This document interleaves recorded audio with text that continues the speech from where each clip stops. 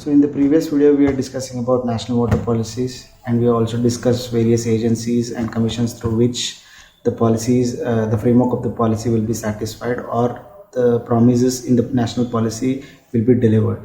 Now in this video session, we will be basically discussing about irrigation water supply itself. So we all know that the irrigation supply is a very complex process, and at the same time it's very diverse, and the quantum of water that will be supplied in this case is in a huge scale, right? Now you just imagine around 70% of the water is being diverted towards the irrigation, right? So the allocation for other needs will be only 30%. So around 30% of water resources that is being stored in the surface water will be distributed through the irrigation system. And we also know the technical details of how this irrigation water will be supplied. We have to construct a major or a small dam. Then those major and small dams will be built with several opening gates, and then we will have the regulators. Through regulators will supply water into the canals, and the canals will divert the water towards the main canals, then the branch canal, distributary. We know this entire system or the network through which the water is supplied. The complexity is not just the construction of such a mega project. The complexity also lies in how we allocate the water and how the water will be distributed towards the end users. So we will try to understand what are the activities that are involved in irrigation management and transfer. Okay, so we are not basically discussing about the construction of reservoir or construction of canal networks. Once this entire project is completed, once the construction of canals and construction of reservoirs is completed, the main issue that comes up to the agencies is that how best they could be able to supply or deliver water to the users. Okay, so we know that the only user for irrigation supply is farmer. Okay, now we will try to understand what all activities that are involved in water management and transfer. So we know that the activities are such that first one, water distribution. Okay, we need to distribute the water. Okay, we'll discuss in length about the water distribution, how it has been done. Okay, there are several ways through which the water distribution is done. The next one is maintenance. We need to maintain the entire setup of this network through which the water is being supplied. The next one is resource mobilization. Resource mobilization is such that if we need several human resource to work continuously or constantly to make sure the water is supplied at every end. So we need people who will monitor such kind of tedious work. Right? So this is what resource mobilization is. The last one is conflict resolution. So we know that when such a large scale water has been supplied, there will be several conflicts that will arise at the same instance. So in order to resolve all those conflicts, we need to make a management body which will try to resolve the conflicts associated to the supply of water. Okay. Next. Similar to this, now we have understood four of the activities. One is the distribution of water. The next one is resource mobilization. After that, we will have maintenance. Then we will have conflict resolution. So there are four activities. So with respect to the four activities, we will have four policies. So this we will call it as irrigation management transfer policies. Okay, we have studied about the activities. Activity was to distribute the water, maintain the system, then the resource mobilization. The last one is conflict resolution. So these were the four activities. So with respect to the four activities, we will have four policies or rules that will be framed. Now for example, I'll explain. With respect to water distribution, okay, we have to frame some of the rules and regulations through which the water will be supplied to the users or the farmers. Okay, now the resource mobilization, as I told you, you need to send people or use people to divert the water. There has to be a constant management body which are going to continue this maintenance process. So we need to have that resource mobilization process. Then if there is a conflict that is arrived with respect to supply of water, there has to be some body which is going to resolve this, and they should have a guideline or rules and regulations through which they will solve the conflict. Okay, in case of water distribution rules, I'll just try to explain the rules with respect to how we distribute the water. There are several methods through which we try to supply water. The first one is Warbandi. It's a very old age method through which the water has been supplied. The second one is called Sejpal. The third one is classification of land. The fourth one is assured irrigation management. Okay, or we will also call it as assured irrigation supply. Okay, so the first one, which is called Warb, I'll try to explain only two of the methods. Okay, so when we go to the Warbandi method, in that what happens is that government will fix the amount of water that will be supplied per hectare of the land that will be irrigated. Okay, for any given project of irrigation, what we do is that we will try to scale down the entire cultivated irrigation area. Okay, so once we determine how much is the cultivated irrigation area, we will allocate the amount of water that will be supplied to each acre of land. Okay, so in this we will also try to take the feedback from the farmers, like at what time they will need the water and what is the amount of water that will be required for the for sowing that kind of crops. Okay, so based on the time and based on the requirement of the farmer, the decision of supplying water will be decided, water distribution will be supplied. This is called Warbandi method. The next one is Sejpal. It is actually more complicated compared to what the Warbandi method is. In case of Sejpal, people under the project, all the farmers who used to come under that catchment area or that basin area for which the entire project has been developed, individual farmer has to go to the agencies and he has to submit the details, like for example what kind of crops have been grown, what is the total area that he has, and what are the seasons in which he is going to grow the crop, and he has to also give the detail at what time the water is needed. Okay, so based on that they will categorize and prioritize the supply end that is required. So this is basically a very complex system where the farmer will act as a participating individual in a irrigation management process, right? So as I was discussing earlier, that irrigation management or irrigation supply is a very complex system. So in this, without involvement of the users, it becomes very complicated and it becomes very tedious, and it also gives rise to many conflicts between the agencies and the farmers also. So in order to resolve all these problems, government has found a new method called as participatory irrigation management. Actually, in most of the Western countries and in Mexico and Argentina and many of the developing countries of 1980s and 1990s, they decided that when we are supplying irrigation water, they wanted to involve the farmers of that catchment area, so that they'll give the input with respect to how much is the demand and what are the types of crops they will grow and what is the consumptive use of that crop. So based on all those details, they could be able to deliver the water at the right time and at the right place, right? So when the evolving governments understood the need of involvement of farmers, the same thing was reciprocated in our India also. So in the duration of from 1990s to 2010, there are a lot of evolution that took place with respect to how the water resources has been supplied to in terms of irrigation. Okay, now basically there were several associations were made. So this association was called as Water Users Association. It means what?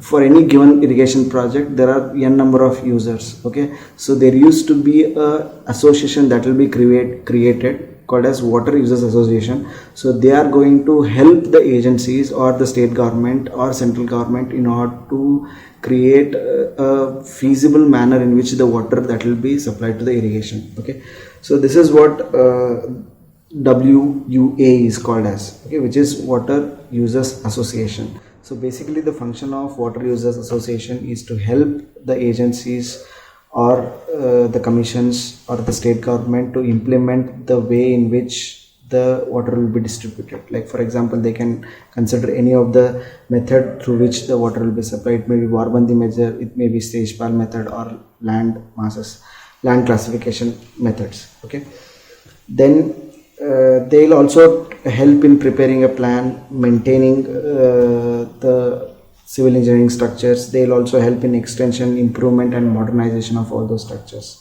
They will also help in the way the water that will be regulated in various outlets in the entire canal network. They will also help all those landowners or the farmers get registered into this WUA or Water Users Association. Then they will also try to monitor the flow of water in the irrigation system. Then they will also try to help in resolving the disputes that are involved in distribution of water. So once we have understood what is Water Users Association, we will try to understand what is the legal framework or legal registration of Water Users Association.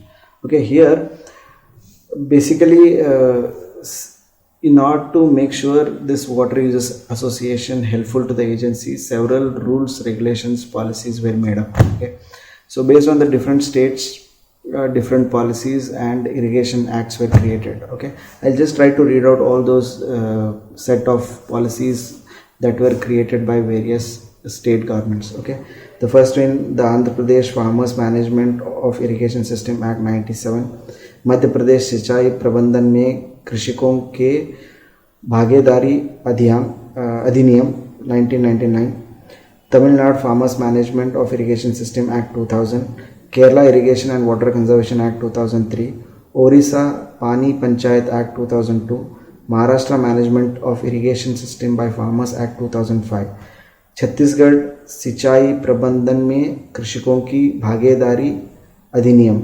2016. Okay, these are the set of acts, laws or guidelines that were framed in several state governments. Okay, now what we'll do is we'll try to compile all those acts that were created or those irrigation acts that were created, and we will try to understand what is the entire legal framework of the WUAs in India. Okay, basically two state rules have been considered. Two state rules have been considered. One is Andhra Pradesh Farmers Management of Irrigation System 2003 and the Chhattisgarh सिंचाई प्रबंधन में कृषकों की भागीदारी नियम 2006. These are the two set of acts which were created in Chhattisgarh and Andhra Pradesh. We will try to look up to all those rules or rights, guidelines that were given by the state government to the Water Users Association. Okay. So in order to understand the legal framework for Water Users Association, we have to look at all the rights that are given to the Water Users Association. From that, we could be able to interpret what is the effectiveness of the rights that are created. Okay, I'll read some of the rights that were given for the Water Users Association over here. Right to obtain the information in time about water availability, opening, closing of main canals, periods of supply, quantity of supply, closure of canals, etc. Right to receive water in bulk from the irrigation department for distribution among the water users on agreed terms of equity and social justice, and also right to receive the water according to an approved time schedule. So if you try to understand all the rights that are given in this category, basically they are trying to explain that the users, Water Users Association has got a right to demand the agencies the bulk supply of water, information related to the supply of water, and at the same time they will also try to get the information related to the time schedule with which the water that will be supplied. Okay, so here basically the users have the right to know how much water will be supplied, at what time the water will be supplied, and who are the beneficiaries of that entire system.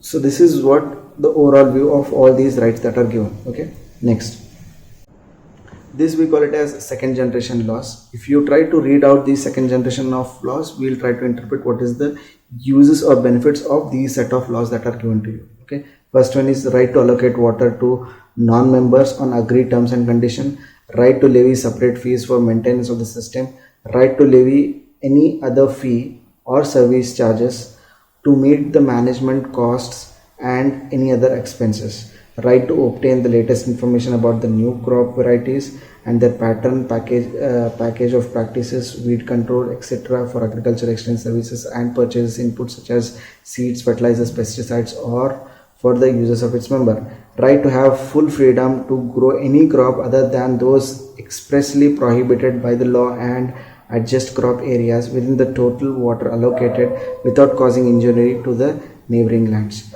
So if you see the guidelines that are given to you here, what are the rights that are given to here is, here basically they are trying to manage how the water that will be distributed by the water users. Like for example, here if you see some of them, if there is an increase in the maintenance cost of the system, there they can apply some of the taxes, or they can collect a revenue from the users, and they'll try to improve that entire system.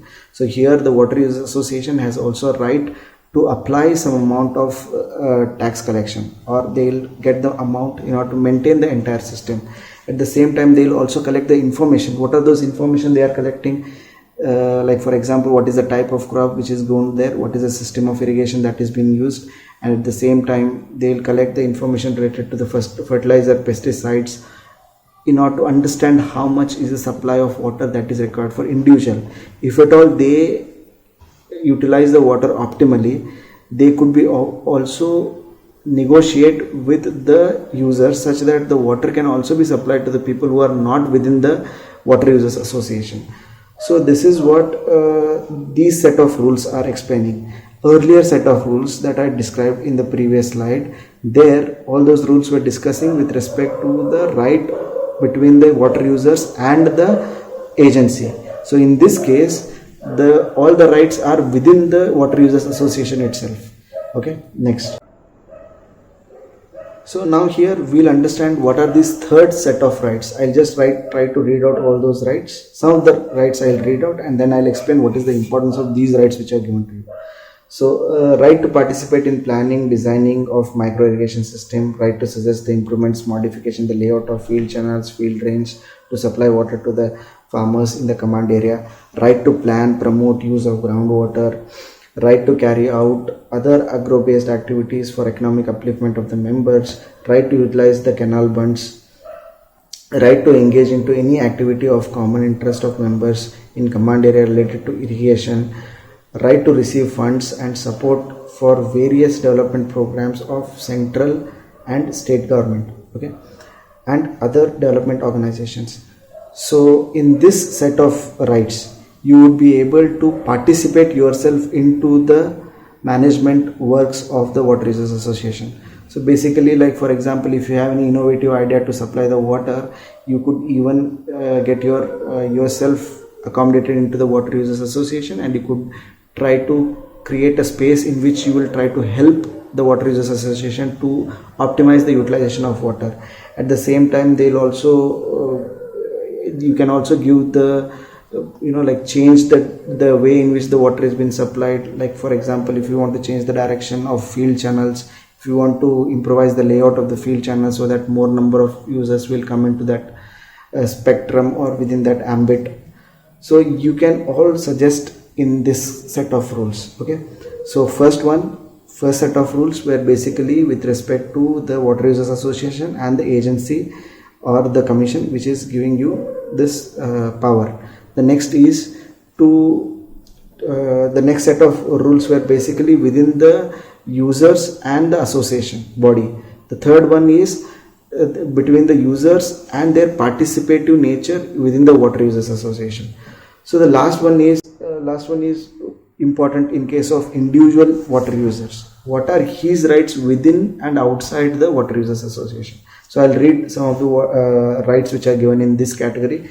One is right to suggest improvements, modification in water deliveries, right to get information related to water availabilities, allocation, opening, closing of canals and outlets, period of supply, frequency, etc. Right to receive water as per the specified quota for use, right to sell or transfer the water share to any other water user within the operational area of water users association with the permission of concerned water users association and without affecting the rights of the other members of the association, right to participate in the general body meeting and receive the annual reports, and right to receive the equitable benefits from the activities of the organization.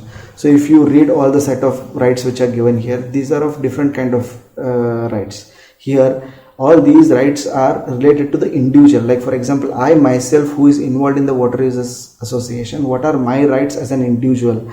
Like for example, I individually can suggest the changes that are required in the plan. I individually can use the water optimally in my field, and the excess amount of water can be traded to somebody else also.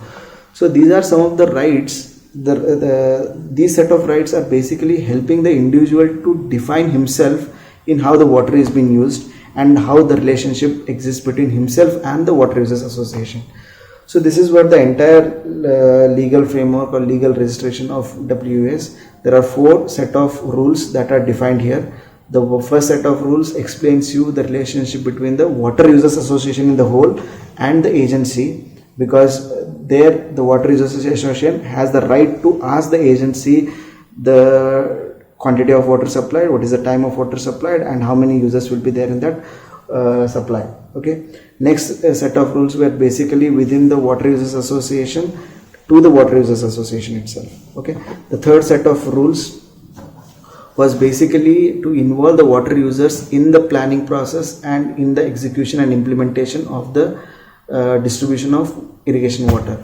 The fourth set of rules were basically between the individual and the Water Users Association. Like for example, every individual has his own right within the Water Users Association. In this video, we have understood the irrigation management, transfer activities and policies, and we also understood what is this participatory irrigation management, what is Water Users Association. We have also understood what are the guidelines, rights which are within the Water Users Association and the agencies of the state government.